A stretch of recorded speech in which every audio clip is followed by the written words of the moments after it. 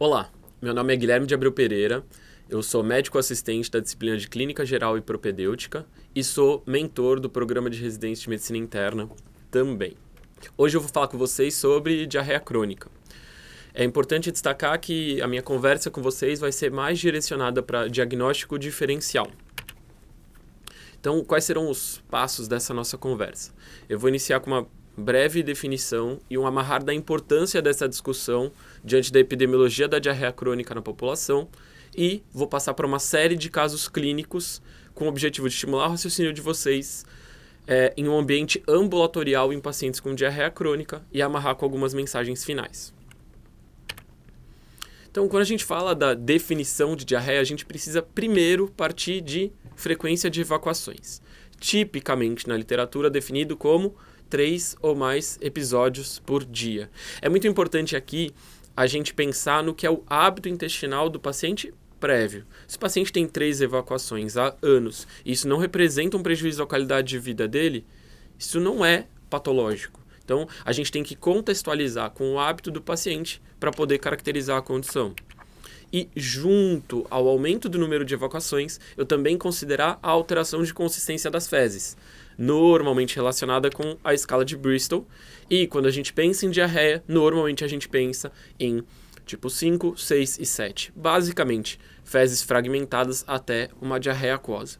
E daí aqui eu penso que é muito importante que a gente também exerça a função em educador de saúde com os nossos pacientes e oriente a eles a inspecionar as suas fezes. É lógico que muitos quadros de diarreia crônica estão associados a outros sintomas que vão agregar desconforto e que vão trazer o paciente ao médico. Mas às vezes o paciente vai ter uma alteração de hábito intestinal mais isolada. Então é muito importante que a gente estimule os pacientes a verificar o aspecto das suas fezes, inclusive permanecendo atento à presença de produtos patológicos, por exemplo. E academicamente existe definições relacionadas ao aumento de volume ou peso, mas que eu acho que é pouco relevante quando a gente pensa com uma cabeça assistencial. E lógico, se a gente está falando de cronicidade, aqui para a diarreia a gente fala de um sarrafo de 4 semanas. Porque se a gente discute condições agudas em relação a quadros diarreicos, devemos pensar principalmente em infecções, com predomínio de etiologia viral. Ao passo que a diarreia crônica abre um diagnóstico diferencial enorme e que vai se ancorar numa história muito bem retirada e corroborada por um exame clínico atento, e que eu vou discorrer aqui com vocês. Mas eu preciso convencer vocês da importância dessa discussão. Eu estou listando aqui 2 estudos baseados no NHANES, que talvez sejam um dos maiores estudos transversais, são realizados de maneira recorrente nos Estados Unidos, e essa queixa acomete até quase 7% da população dos Estados Unidos todo. E lógico, pessoal, nós vivemos o século das doenças funcionais e a diarreia não vai ser diferente disso. Então existe um predomínio de distúrbios funcionais. E existe um enorme impacto na vida do paciente, com prejuízo de qualidade de vida relatado pelo paciente, assim como presenteísmo, ir ao trabalho doente, e absenteísmo, faltar ao trabalho, com um impacto em termos de produtividade. Então, olha que como a diarreia impacta a vida do paciente e a vida da sociedade como um todo.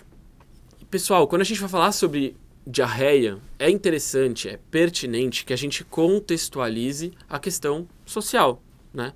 Esses são dados do Mapa da Desigualdade 2023 do município de São Paulo. E olha que interessante, nos Jardins e no Itaim, a idade média ao morrer é de 82 anos. Ao passo que em Anhanguera, de 59. Então, dentro de um mesmo município, nós temos uma diferença de expectativa de vida superior a 20 anos. E isso está diretamente relacionado com determinação social de saúde. Então, a gente precisa pensar nisso, inclusive quando a gente estiver considerando o nosso diagnóstico diferencial para uma diarreia crônica, certo? A nossa abordagem tem que estar contextualizada no âmbito social, no saneamento, na condição de vida do paciente, certo? Feito esse pano de fundo para contextualizar a importância, a definição e o contexto social dos pacientes que a gente sempre tem que ter em mente, eu gostaria de propor um exercício agora para vocês. Eu vou começar a passar uma série de casos clínicos e vou discutir condições. Caso vocês estejam assistindo depois essa aula sozinhos, pausem sempre que vocês virem um caso clínico e pensem no primeiro diagnóstico que vem na cabeça, anota. E daí vê se a discussão faz sentido. Se causar desconforto, causar incômodo, pausa de novo e faz um raciocínio mais analítico. Então, exercita o reconhecimento de padrão de script, raciocínio tipo 1, diagnóstico automático, anota. Discordou, causou incômodo, pensou em coisas diferentes, reflete, faz um raciocínio mais analítico, tipo 2. Acho que é uma boa forma de sedimentar a abordagem das principais síndromes e é uma maneira de vocês acompanharem o meu bate-papo com vocês sobre diarreia crônica aqui. Então vamos lá. Eu tenho uma mulher de 35 anos de idade com antecedente de transtorno de ansiedade generalizada. Ela refere uma diarreia que se iniciou há cerca de 2 meses, associada à dor abdominal que melhora após a evacuação. Ela nota de 3 a 4 evacuações diárias, com predomínio no período diurno e nega produtos patológicos ou perda ponderal. E aí, o que vem na cabeça? Então, paciente jovem, tem um problema de saúde mental, já tem uma diarreia que eu posso definir como crônica, mas que tem dor abdominal, e não tem muitos sinais de alarme, né? A idade não está avançada, não desperta no período noturno para evacuar ou com dor abdominal, não tem produto patológico nas fezes, não está perdendo peso. Então, eu devo pensar em síndrome do intestino irritável, com esse perfil de caso.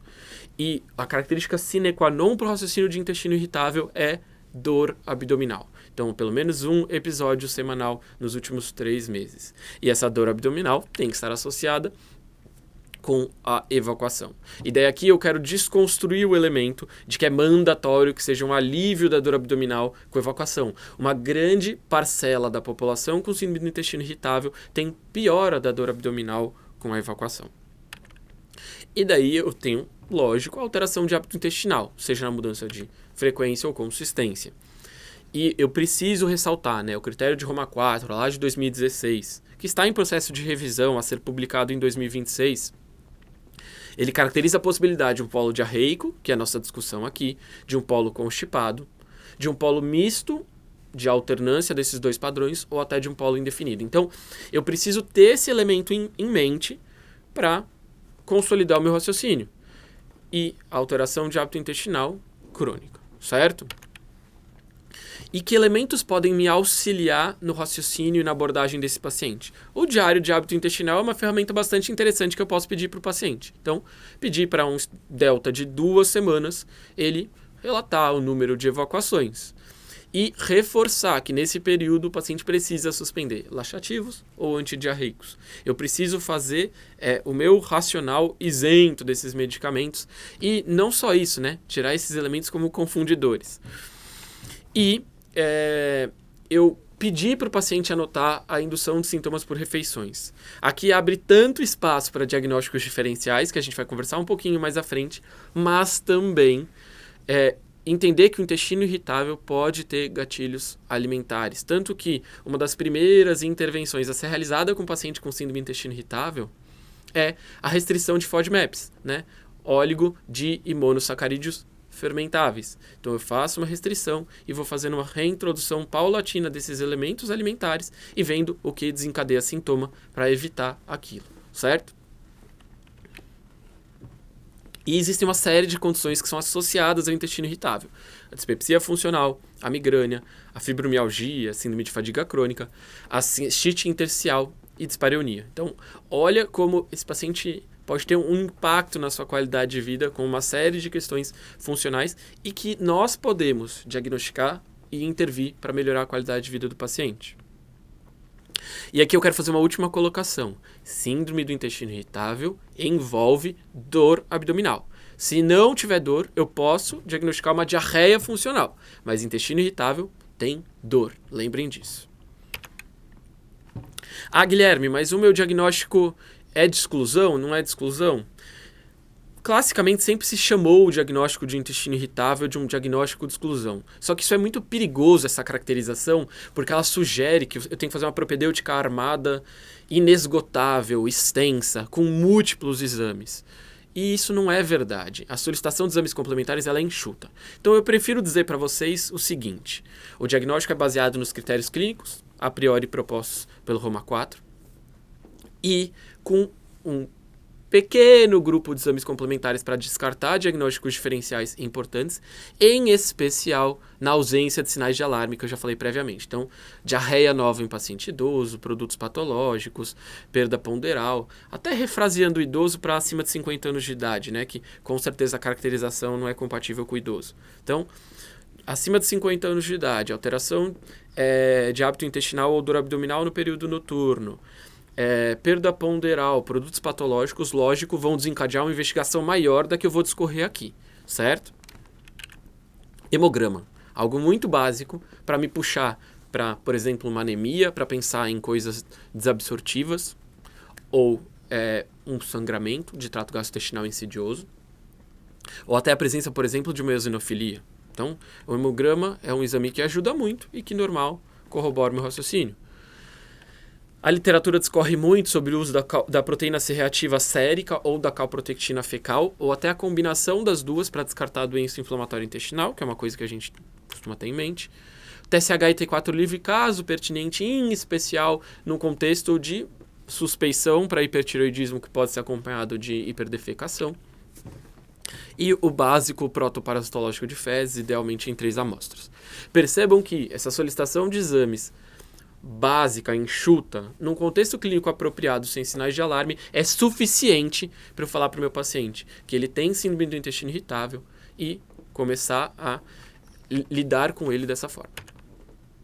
Vamos passar para um próximo caso. Tem um homem de 27 anos de idade, previamente rígido, que refere distensão abdominal, flatulência, com episódios ocasionais de diarreia. E aí, o que vem na cabeça de vocês?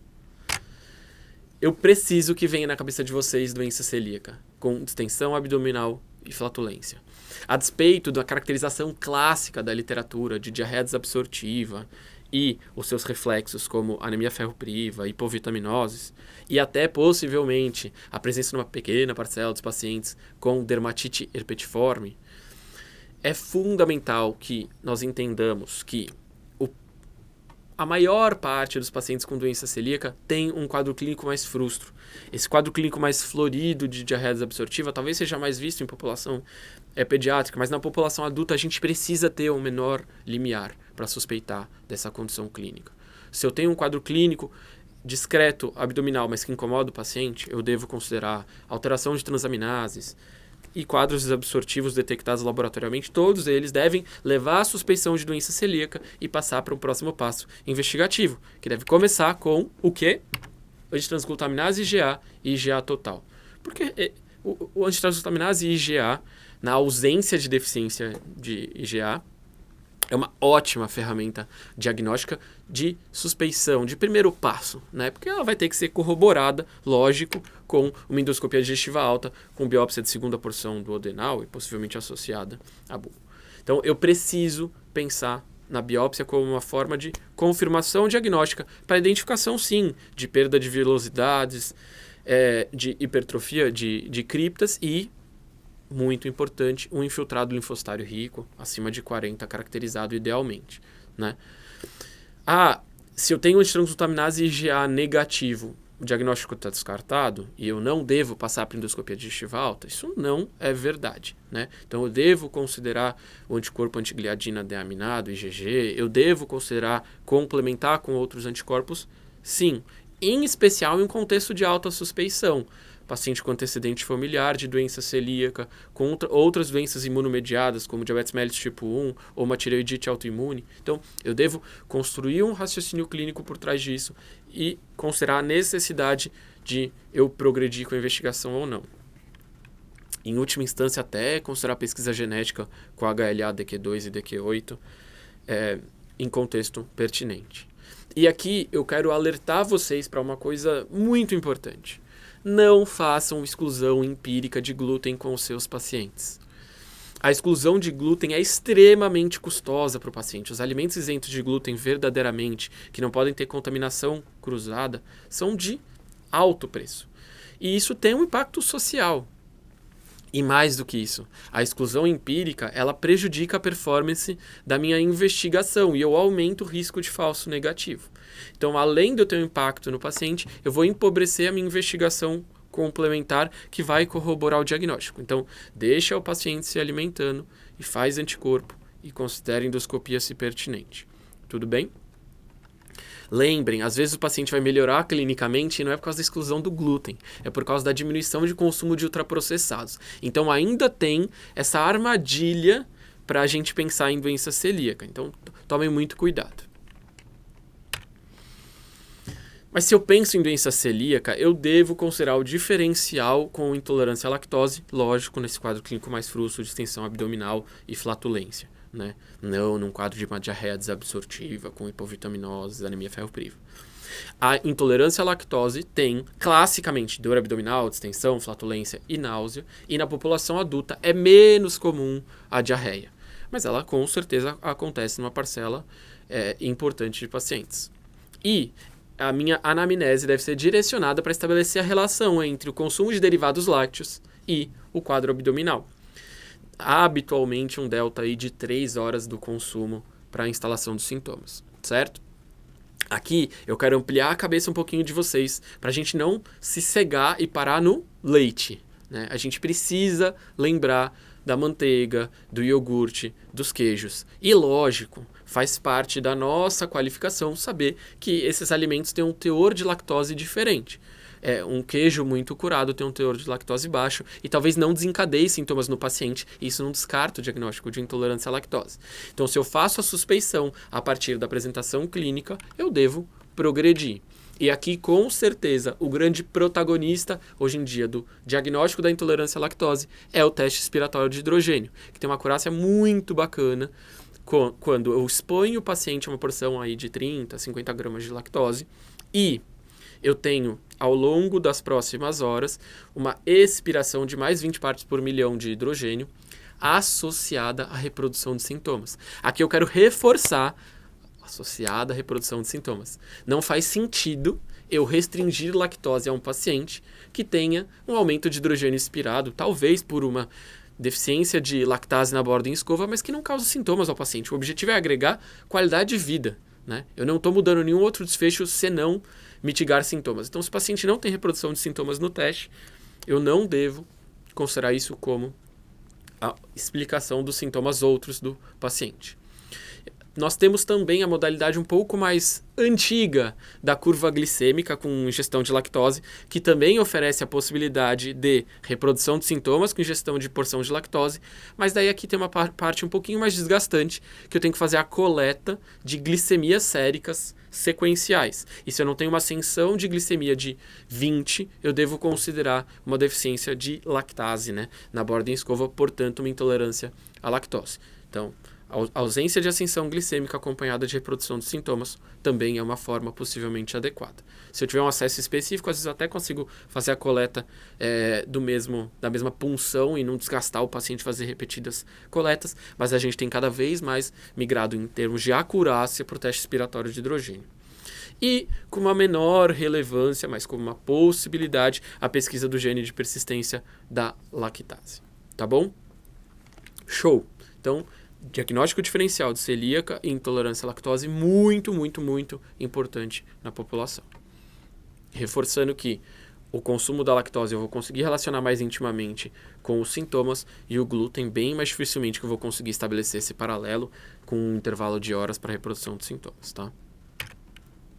Vamos para o próximo caso. Tem uma mulher de 20 anos de idade, previamente rígida, que refere uma diarreia que se iniciou há cerca de 4 semanas.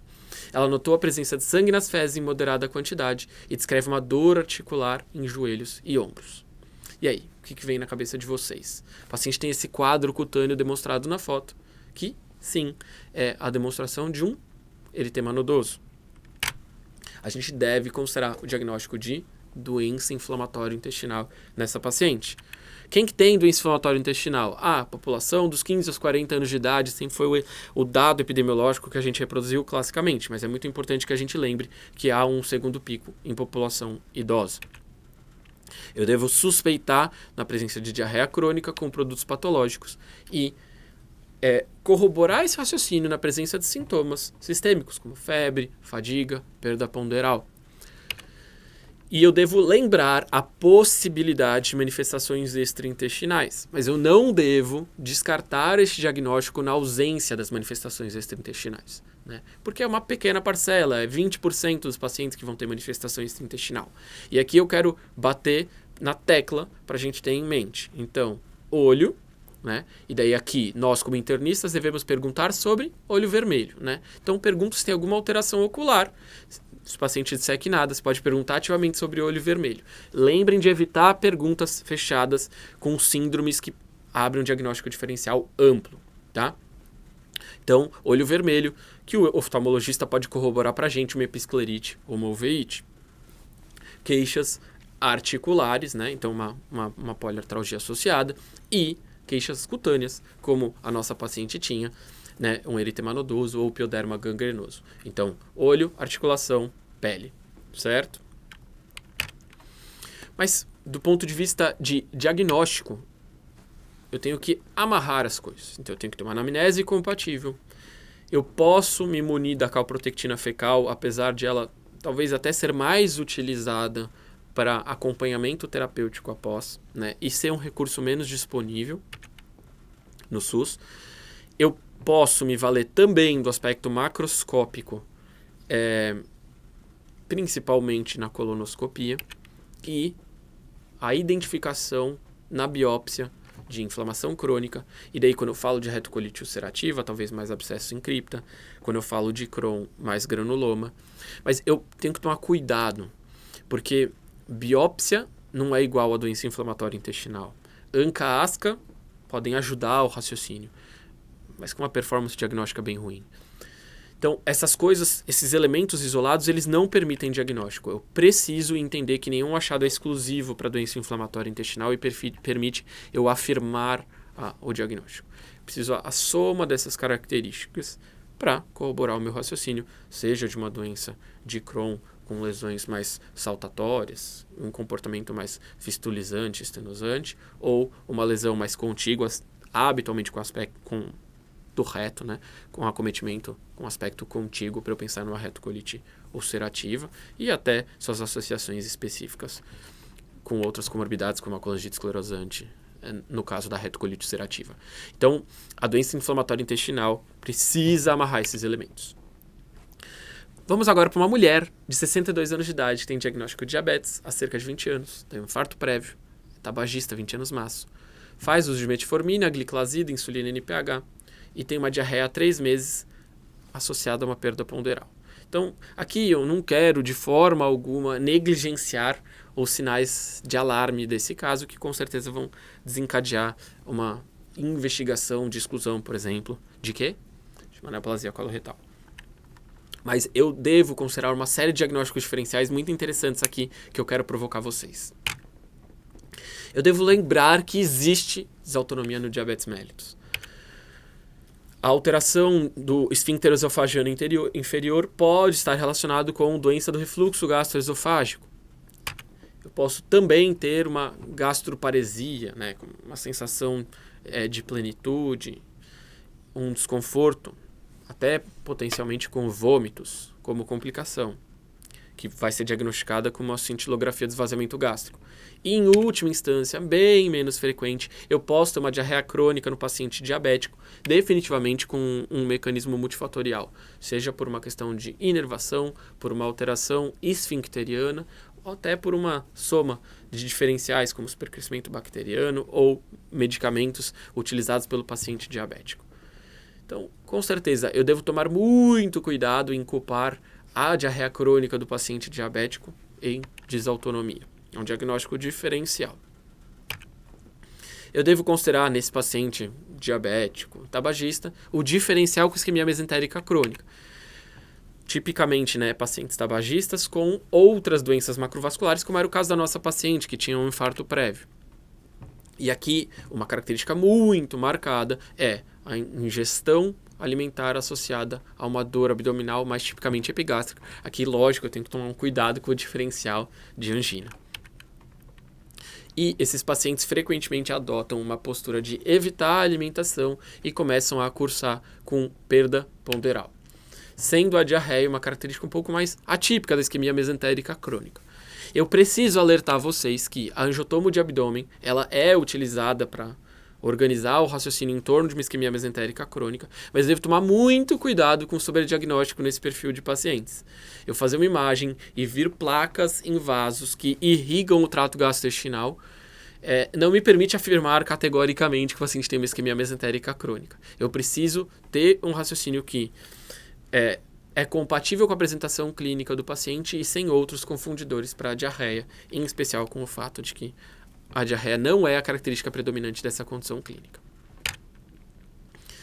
E não devo negligenciar o diferencial de supercrescimento bacteriano, que tem como seus fatores de agravo os de inibidores de bomba de próton, a esclerose sistêmica, que a gente pensa muito, né, no acometimento esofagiano, mas pode acometer todo o trato gastrointestinal, evoluindo com gasparesia ou alteração baixa, cursando com diarreia e potencialmente supercrescimento associado. Cirurgias gástricas prévias ou até os próprios pacientes diabéticos também têm um risco aumentado de supercrescimento bacteriano. E daí, para diagnosticar, existe a forma mais invasiva da cultura do aspirado duodenal, que é algo mais acadêmico. Na prática, o que predomina é o teste expiratório após ingesta de glicose ou lactose, certo?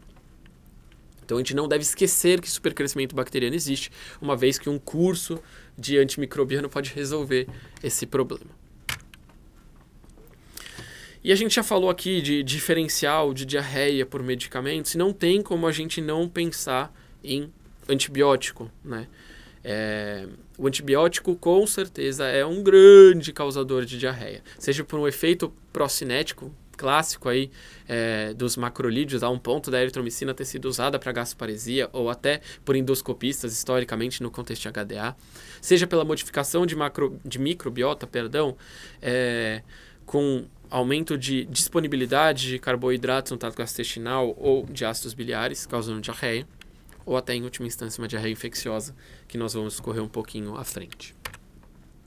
E a lista de medicamentos que causa diarreia. E não só diarreia, né, pessoal? Eu sempre gosto de fazer esse exercício clínico de raciocínio, né, na enfermaria com vocês. Remédio sempre deve estar no diagnóstico diferencial do internista. Sempre, sempre, sempre. A gente sempre precisa pensar se nós estamos causando um evento adverso no paciente e diarreia não é diferente disso.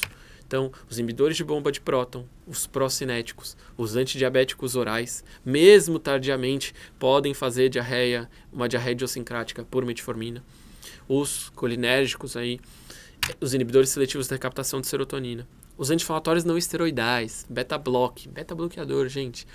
Medicamentos sedativos e, com um contexto um pouco mais nichado, quimioterápicos e imunossupressores. Então, todos esses remédios podem causar diarreia. Então, a gente deve considerar redução de dose, exclusão, mudança do remédio para agregar qualidade de vida para o paciente e diminuir o evento adverso da terapia que nós próprios estamos introduzindo a eles. E aqui eu não quero deixar de reforçar algo que eu já falei previamente. A gente precisa lembrar que abuso de laxativos é algo feito pela população. Então não se trata de duvidar, mas se trata de perguntar de uma maneira construtiva se o paciente tem problema com constipação e daí acaba às vezes abusando do laxativo e cursa com a diarreia como um mecanismo compensatório. E às vezes até no contexto de sofrimento psíquico também associado. Vamos para outro caso clínico. Então, uma mulher de 59 anos de idade, etilista há cerca de 10 anos, né, possui um etilismo há cerca de 10 anos, uma obesidade de grau 3 com cirurgia bariátrica prévia e comparece à consulta ambulatorial com queixa de diarreia há 2 meses. A gente deve considerar quais diagnósticos diferenciais? Eu preciso que vocês lembrem de pancreatite crônica. Aqui, pacientes com pancreatite crônica tipicamente têm dor abdominal, né, e podem vir associado um quadro de diarreia com essa dor abdominal. E daí o diagnóstico, em última instância, ele é feito com a tomografia de abdômen, né? A gente vai ver um pâncreas classicamente inteiro, calcificado, mas também pode ser só um órgão atrófico, né? Um órgão que está doente cronicamente. Eu tenho como alternativa recorrer à ressonância, que é um recurso menos disponível e com um tempo mais longo de espera, principalmente no contexto do SUS. E eu tenho também a possibilidade de realização de ultrassom endoscópico para avaliação do pâncreas, né? Que consegue fazer uma visualização do pâncreas muito próxima, certo? Em última instância, eu posso considerar mais academicamente a dosagem de enzimas pancreáticas com um exame invasivo, com estímulo exógeno, mas isso é mais acadêmico e muito pouco realizado na prática clínica. E eu não posso, por ser internista, negligenciar cirurgias que podem causar diarreia. Então, uma parcela dos pacientes pós-colecistectomia pode ter diarreia com alimentos gordurosos. Lembrar sempre do intestino curto. Pacientes foram submetidos à ressecção de grandes porções de intestino grosso, do intestino delgado, podem cursar com quadros diarreicos. E também pacientes gastrectomizados. Então, eu preciso que a anamnese de vocês inclua os antecedentes cirúrgicos do paciente. Vamos lá. Mais um caso. Homem, 78 anos de idade, hipertensão, diabetes, acidente vascular encefálico isquêmico, notou uma perda ponderal e diarreia ao longo dos últimos 6 meses. De novo, pensamos em neoplasia, certo? A gente tem que pensar em neoplasia. A gente tem que excluir neoplasia nesse perfil de paciente da mesma forma no anterior que nós tínhamos descrito. Está certo o raciocínio. Mas eu preciso considerar diferenciais. E um deles é incontinência fecal. A incontinência fecal está presente em até 5% dos idosos. E é uma queixa que causa muito constrangimento. E daí, às vezes, ela é trazida por familiares como diarreia, né? Em especial pacientes que já tenham fralda, usem fralda, estejam demenciados, tudo. Então eu preciso considerar o diferencial da incontinência fecal. Então devo considerar ver o tônus do esfíncter, fazer um toque retal e, em última instância, considerar o diagnóstico com a manometria retal. Tá? Então a gente precisa lembrar desse diagnóstico diferencial, até inclusive do ponto de vista da população idosa, para considerar cuidado com a pele desse paciente idoso que se exposta cronicamente a fezes, a urina, aumenta o risco de lesões. Vamos para mais um caso. Tem um homem de 63 anos de idade que apresenta um antecedente de um transplante renal há cerca de 5 anos por uma doença renal crônica secundária magésica colapsante por HIV. Ele refere uma diarreia que se iniciou há cerca de 8 semanas. O paciente relata uma internação recente para tratamento de pneumonia com ceftriaxona e azitromicina. Eu vou considerar com certeza uma série de infecções oportunistas nesse paciente, né? O paciente é imunossupresso, transplantado, HIV, tem uma pessoa que vive com HIV. Mas aqui eu tenho que considerar o contexto clínico, né? Poxa, como é que está esse HIV? Será que é um paciente com HIV com carga viral zerada, com CD4 excelente? É um transplantado renal já mais tardio, há 5 anos? Né? Então eu já fiz essa discussão com vocês sobre estados de imunossupressão numa outra aula, então aqui eu não vou abordar com esse olhar. Eu vou para uma outra discussão que é muito importante e que eu devo considerar muito no ambiente hospitalar, mas que eu posso considerar também no ambiente ambulatorial, que é a infecção por Clostridiose difficile. Eu tenho que pensar nos seus fatores de risco e a exposição à antibiótico-terapia, com certeza, é o elemento que mais chama a atenção da gente. Então eu devo pensar na exposição clássica, clindamicina, quinolonas e cefalosporinas, em especial de maior espectro. Às vezes o paciente não vai lembrar da exposição à antibiótico-terapia e isso não exclui diagnóstico. Eu devo lembrar então de outros fatores de risco, idade avançada, inibidores de bomba de próton, a permanência, né, em instituições de longa permanência, né, então a estadia em instituições de longa permanência e hospitalização recente. Todos esses elementos devem me fazer suspeitar. E daí como que eu vou diagnosticar a infecção por C. difficile? Eu vou diagnosticar a partir da pesquisa de toxinas A e B, né? Coisa mais básica, porque a toxina A e B é a causadora da doença. Mas, infelizmente, a sensibilidade das toxinas A e B é baixa. E daí, caso o resultado venha negativo, eu devo considerar a pesquisa dos antígenos de glutamato desidrogenase do C. difficile, né? Existem muitos laboratórios que até fazem a contraprova com o GDH, com a glutamato desidrogenase, com toxina negativa. Se eu tenho uma coisa que é a causadora da doença negativa com algo com uma sensibilidade muito alta para ser difícil como o GDH, eu descarto a doença, né? Toxina negativa com GDH negativo, descartei a doença. Toxina negativa com GDH positivo, daí eu tenho que tomar cuidado. Por quê? Porque o GDH ele pode pegar cepas não toxigênicas. Então, eu devo tomar o cuidado em culpar a diarreia de um paciente ser por ser difícil e com toxina negativa com GDH positivo. Tanto que muitos laboratórios soltam esse perfil de resultado como um resultado inconclusivo. E daí, caso você possa lançar a mão, eu posso lançar da reação em cadeia polimerase para ser difícil, né? Ah, Guilherme, por que não fazer o PCR direto? Primeiro que eu posso pegar carreadores assintomáticos, né? Então esse é um primeiro ponto. A diarreia ser por um outro motivo e o paciente ser um carreador assintomático, uma vez que a acurácia do PCR é muito, muito boa. E segundo que a gente fala também de uma questão de custo e de disponibilidade. Muitos serviços não vão ter o PCR e caso tenham, é uma coisa mais cara. Então faz sentido pedir a pesquisa de toxina num contexto de alta probabilidade, que a toxina veio positiva, eu vou fazer o tratamento pertinente aí com metronidazol ou vanco, a depender da gravidade do seu paciente. Tudo bem? Ah, Guilherme, eu posso lançar mão do exame endoscópico ou exame de imagem? Olha, isso é quase que uma coisa acadêmica lateral, né? A gente não deve nunca ter um paciente com quadro diarreico, é a primeira coisa a pensar, vou fazer uma colono. Eu devo fazer uma avaliação bastante estruturada de anamnese, exame físico e propedêutica complementar. Em última instância, considerar uma colono ou uma tomografia contrastada de abdômen para considerar diagnósticos diferenciais. Então, o aspecto do cólon pode falar a favor de infecção por ser difícil? Da colite? Pode. Mas eu tenho que tomar muito cuidado para isso como última alternativa, e isso não deve estar no meu elenco diagnóstico para ser difícil como uma cartada inicial. Eu não posso esquecer de outras infecções, aqui classicamente com diarreia subaguda de 2 a 4 semanas, mas também pode se apresentar com diarreias crônicas. E daí eu posso e devo solicitar um protoparasitológico de fezes em 3 amostras, em dias alternados, idealmente, né? Eu posso considerar adiante uma maior probabilidade de um ELISA para Giardia lamblia. Posso corroborar o meu raciocínio na presença de eosinofilia em hemograma, como eu já havia destacado anteriormente. E aqui eu quero fazer um disclaimer que o paciente pode apresentar uma intolerância à lactose secundária. Então,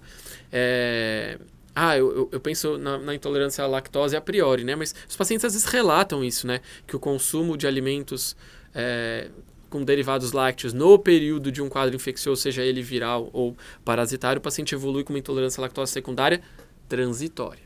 Tudo bem? Então, só a gente ter esse cuidado no nosso raciocínio. Estamos amarrando, pessoal. Estamos chegando lá. Então, uma mulher de 68 anos de idade possui hipotiroidismo e uma artrite reumatoide.